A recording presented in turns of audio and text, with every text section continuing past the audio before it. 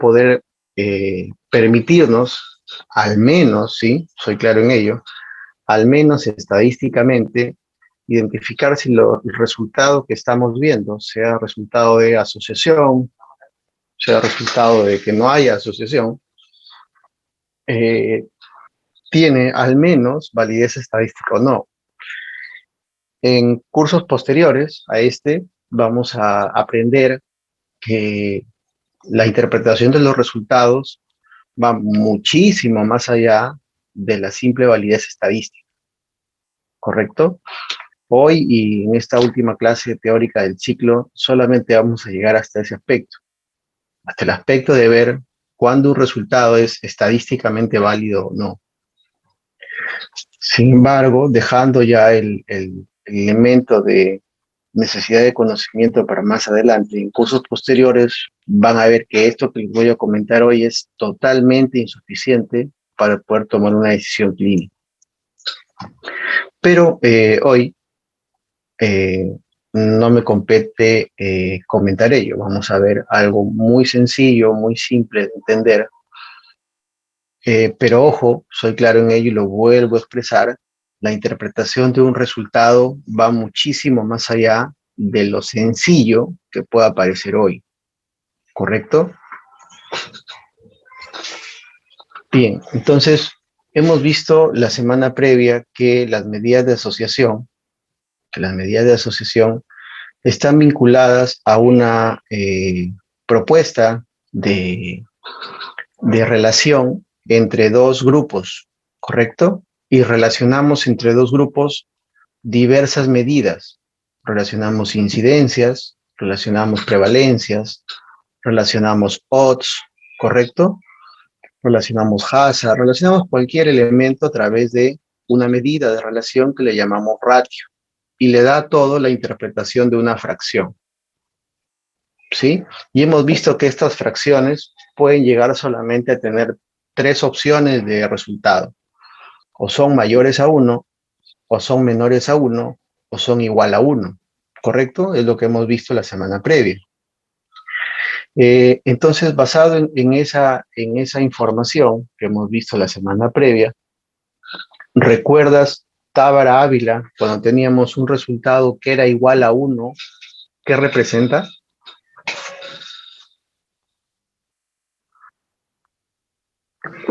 Correcto, pero ¿eso qué significa a nivel de la distribución dentro del numerador o denominador?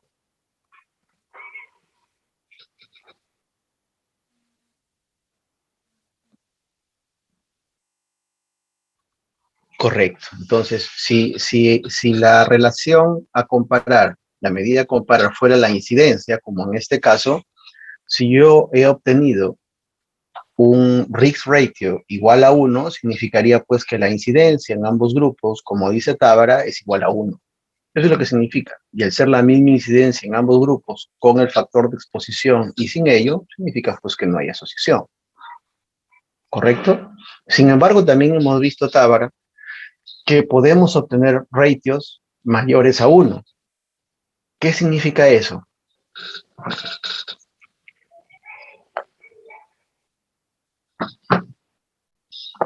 Exposición.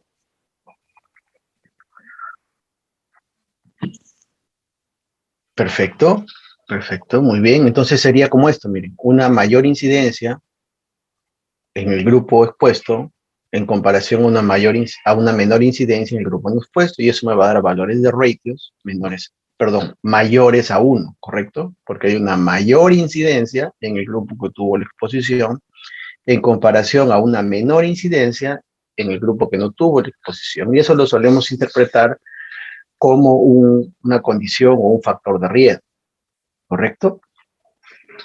Entonces, esa es la forma en que se suele interpretar, y obviamente para un factor protector la relación entre la incidencia del expuesto y no expuesto se invierte, como pueden apreciar. Y esa es la medida de asociación estadística. Ahora, la forma más fácil de interpretar esto para ver si es válido o no es a través de la interpretación estadística, ¿correcto? Ese es lo más fácil de ver, es lo más matemático, como lo acaba de decir ahorita nuestra compañera Tábara. Entonces, mayor a uno, menor a uno, igual a uno. Es matemático. Eso es lo más simple. Y solamente vamos a llegar a ese aspecto en esta oportunidad. Entonces, eh, esta afirmación que estamos haciendo solo la podemos conocer siempre y cuando la propuesta de investigación que ustedes tienen desarrollando logre ejecutarse, ¿correcto? Al momento, todos los ratios que ustedes conocen de sus asociaciones son ratios teóricos, porque son ratios tomados de otras investigaciones, ¿correcto? Ratios tomados de antecedentes de investigación, ratios de otros autores. Y con esa información teórica hemos elaborado un proyecto de investigación. Entonces, la medida de asociación específica de tu trabajo la desconocemos. ¿Por qué la desconocemos? Porque aún no hemos ejecutado su propuesta. Tu proyecto de investigación aún no se ha ejecutado. Por lo tanto, no tenemos conocimiento de tu propio ratio en tu población, con tus variables intervinientes, con tus criterios de selección, con la temporalidad que has puesto. Todo eso desconocemos. Con nuestros errores de medición o con nuestras fortalezas. Todo eso lo desconocemos, ¿correcto? Entonces, nadie de ustedes conoce en este punto del tiempo cuál es el ratio de tu población, cuál es el ratio de tu muestra. Eso lo desconocemos y lo vamos a desconocer hasta el día en que sus proyectos se aprueben y hasta el día en que sus proyectos luego se ejecuten, luego se complete la recolección de datos, haga la tabulación y recién en ese momento el estadístico te otorgue tus propias medidas de asociación a nivel de tu muestra. ¿Correcto? Eso espero verlo con ustedes en el curso de tesis 1, que es lo que continúa de aquí, y a donde hay que llegar ya con esa información. Un proyecto en ejecución, un proyecto que ya está recolectando información.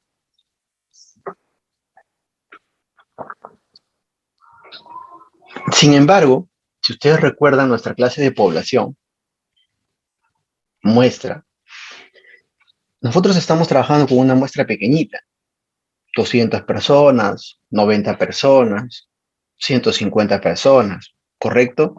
Y hemos visto que nuestra muestra es un subgrupo de la población de estudio, que a la vez es un subgrupo de la población accesible, que a la vez es un subgrupo de qué población, doctor Moreno.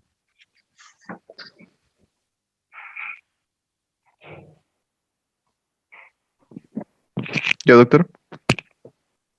Sí, te escucho.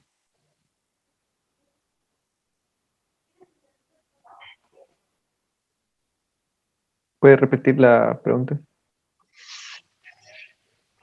No era una pregunta.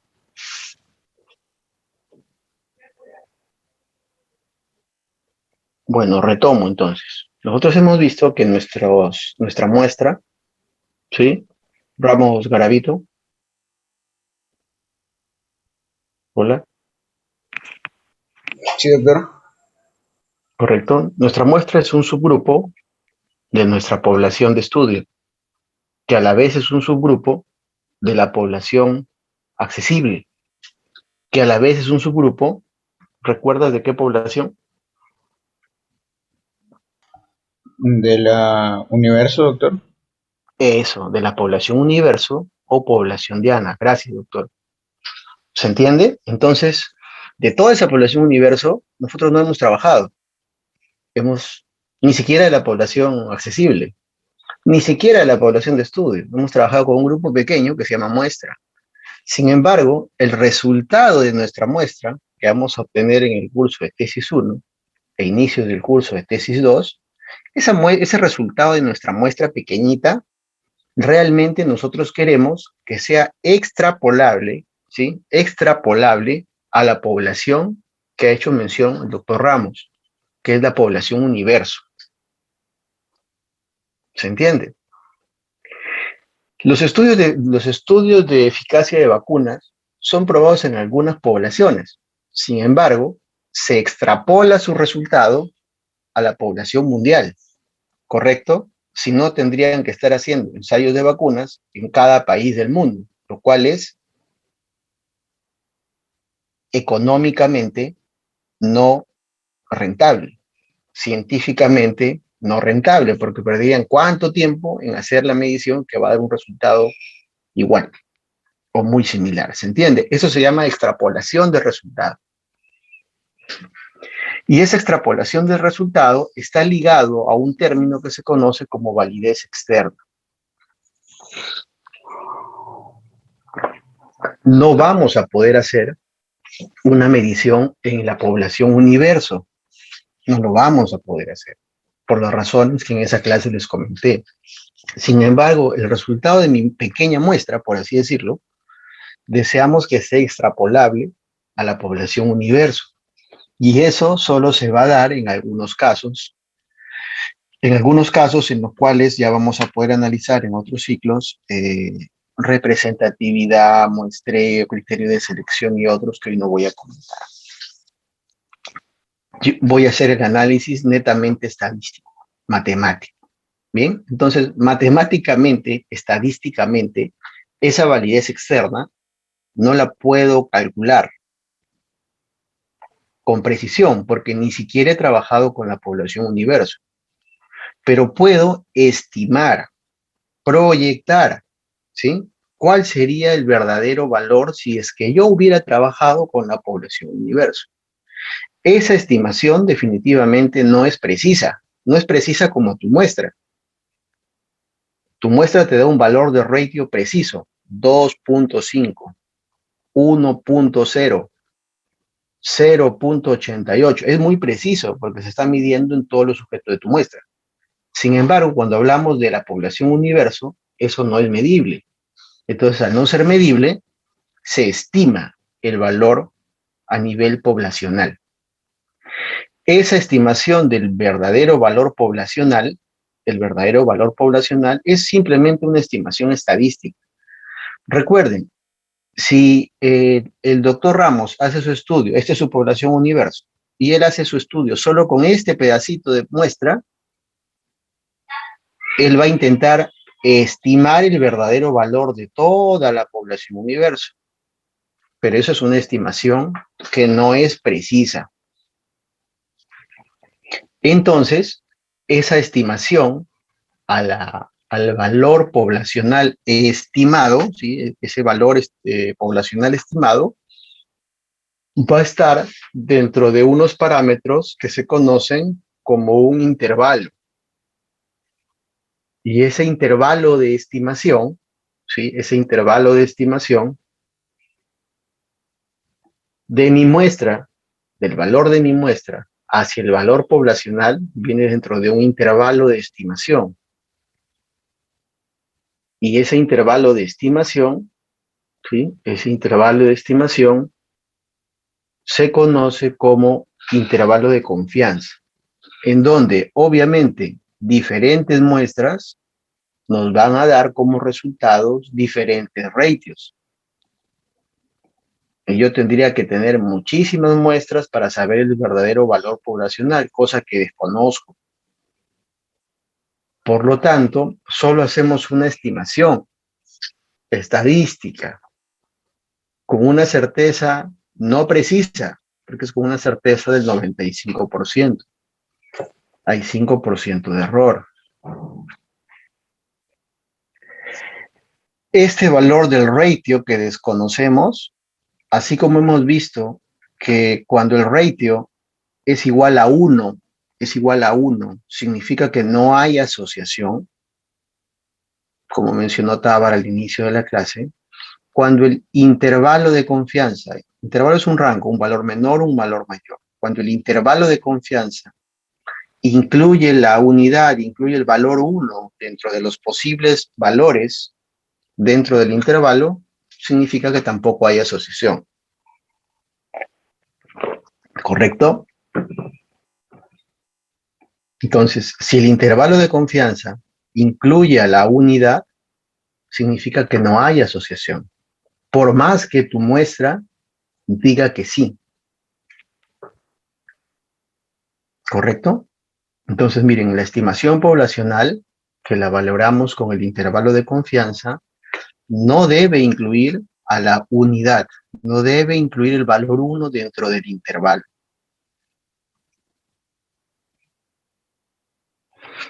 Por ejemplo, miren, ese intervalo de confianza, 1.35 hasta 3.45. Dentro de ese rango, dentro de ese intervalo, está el valor 1. ¿Qué dices, Rojas?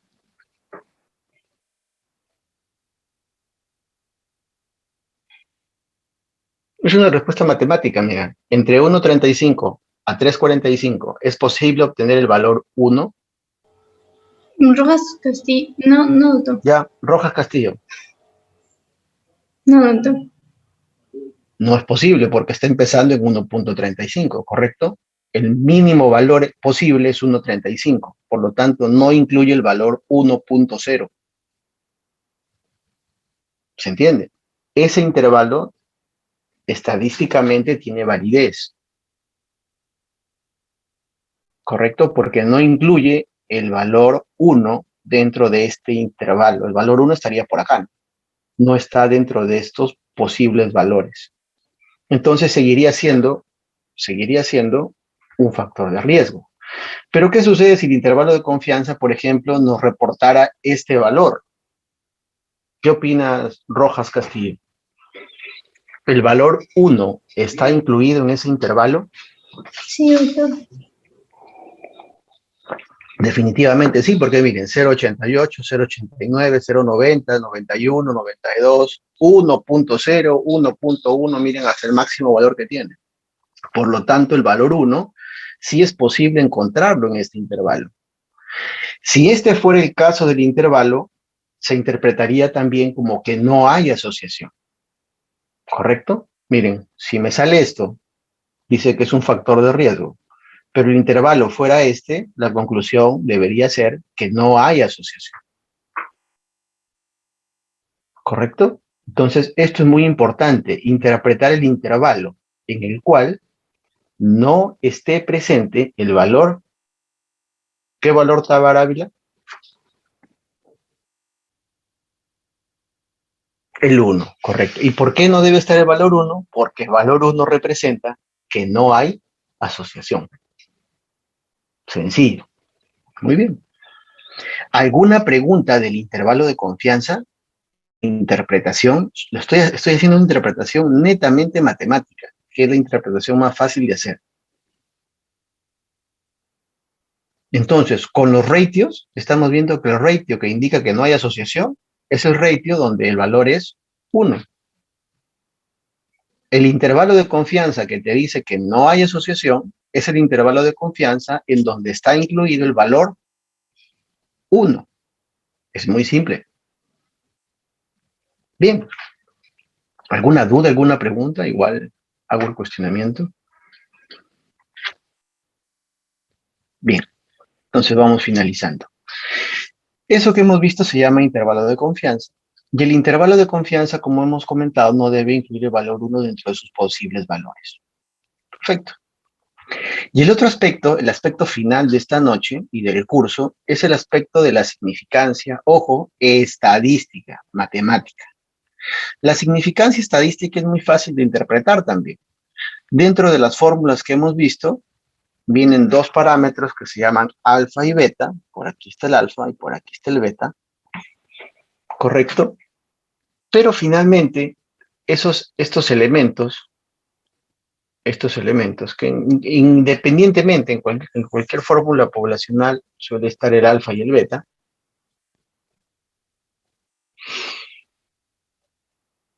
lo importante que quiero que recuerden de esto es que nosotros hemos planteado una pregunta de investigación y hemos planteado dos hipótesis. Una hipótesis alternativa y una hipótesis nula. ¿Correcto? La estadística que hemos aprendido o que vamos a aprender en el tiempo, la estadística no prueba la hipótesis alternativa. Ojo, la estadística que vamos a aprender no prueba la hipótesis alternativa, no prueba tu hipótesis que estás interesado. Trabaja al contrario, descarta la hipótesis nula, solo trabaja con ella. Obviamente, si descartamos la hipótesis nula, ¿qué esperamos? Asumimos que la hipótesis alternativa es la válida. ¿Se entiende? Es una interpretación de descarte. Tenemos dos hipótesis, la hipótesis nula y la hipótesis alternativa. Sobre la alternativa nunca vamos a probarla. Nosotros trabajamos sobre la hipótesis nula, aceptándola o rechazándola. Si acepto la hipótesis nula, definitivamente tu hipótesis alternativa quedaría desplazada. Pero si rechazo la hipótesis nula, asumimos, ¿sí? Cuestión de fe, digo, ¿no? Asumimos que la hipótesis alternativa es la válida. ¿Correcto?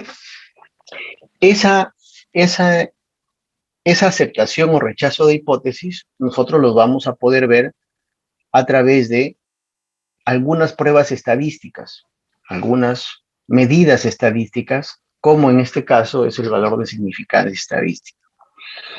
¿Correcto? Y este valor de significancia estadística, doctores, lo vamos a ver a partir de un valor muy conocido desde hace tiempo por ustedes, que es el famoso valor de P. ¿Correcto? Este valor de P, que me permite aceptar o rechazar esas hipótesis, que se conoce como el grado de significancia, arbitrariamente, tiene un valor, que es el 0.05 o 5%. Arbitrariamente. Así como arbitrariamente el intervalo de confianza es el 95%, arbitrariamente el valor de P es del 0.05. Entonces, valores por debajo del 0.05 se asumen como que tienen esta significancia estadística, ¿correcto? Esta significancia estadística, y se acepta pues esa medida de asociación que han reportado. Por lo tanto, para que un ratio estadísticamente sea válido, aparte de no incluir la unidad, aparte que el intervalo de confianza no incluye el valor 1, el valor de P tiene que ser menor al 0.05. ¿Sí? Menor al 0.05. Tiene que cumplir las tres cosas. Tiene que cumplir los tres elementos que les acabo de comentar. Eso es el resumen. Esto es de la clase anterior. Esto lo hemos comentado hace un momento. ¿Por qué en el intervalo de confianza no debe estar el valor 1? Ustedes lo han comentado. Y ojo, el valor de P tampoco debe ser mayor al 0.05%. Perdón, mayor al 0.05. Tiene que ser menor al 0.05. ¿Por qué? Porque arbitrariamente ha sido así fijado. No tengo cómo explicarles eso. Es una cuestión arbitraria. ¿Preguntas de esta parte?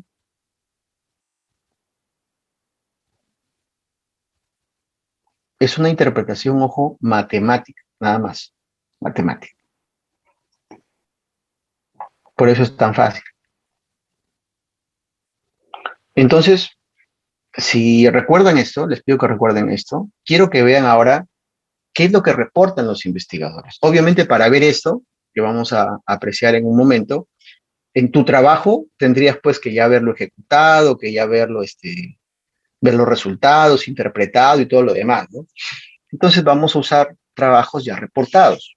Por ejemplo, ustedes pueden ver aquí un trabajo de investigación publicado y vemos aquí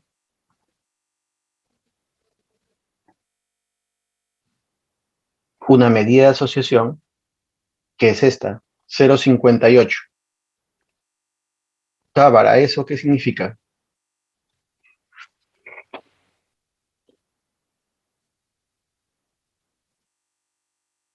¿Correcto? Por lo tanto, se puede interpretar como un factor protector, correcto. Observa el intervalo de confianza, Taba. ¿Incluye la unidad? No, correcto. Por lo tanto, sigue siendo para todos nosotros un factor protector. Y quiero que veas la significancia estadística. Es menor del 0.05. Tiene significancia estadística. Por lo tanto, 3 puntos. Podemos afirmar estadísticamente, ¿eh? Sí, estadísticamente, sí, que el factor de estudio allí es un factor protector o es un factor que disminuye la mortalidad en los pacientes con sepsis o shock séptico. Gracias. Acá tenemos otro trabajo que reporta estas medidas de asociación. ¿Sí? También lo reportan. Entonces, otra vez tenemos que ver el ratio, el IC 95 y el P. Entonces, por aquí están. Aquí está exactamente. Entonces, Flores León, mira el ratio, 0.93. Es un factor, ¿cómo se interpreta? Viene a ser un factor de riesgo. Factor de riesgo. ¿Por qué sería un factor de riesgo? Porque viene a ser menor a... No. Menor a 1, correcto. ¿Y lo que es menor a 1, Meca Ávila, cómo se interpreta? Factor protector. Como un factor protector, Flores, porque significa que la incidencia ha sido menor en el grupo con la exposición en comparación al grupo que no la tuvo. Por lo tanto, es un factor protector. ¿El intervalo de confianza MECA incluye la unidad o no incluye la unidad? No, doctor. No le incluye. Entonces, uno estadísticamente sigue diciendo es un factor protector. Y quiero que veas la significancia MECA. ¿Es mayor o menor del 0.05? Es menor. Es menor porque es 0.01, es menor que el 0.05. Por lo tanto, podríamos interpretar estadísticamente que la asociación simvastatina y ezetimibe es un factor protector o es un factor que disminuye el riesgo de eventos cardiovasculares en comparación con el uso de simvastatina en monoterapia. Eso se puede afirmar luego de haber interpretado lo que ustedes han visto. ¿Qué han interpretado? Un ratio, un IC y el P. Es muy simple. Es matemático. Y todas las medidas de asociación que van a ver en las tablas o en los artículos siempre van a reportar eso. La mayoría de veces. Un ratio, un P y un intervalo de confianza. No sé si tienen alguna pregunta al respecto.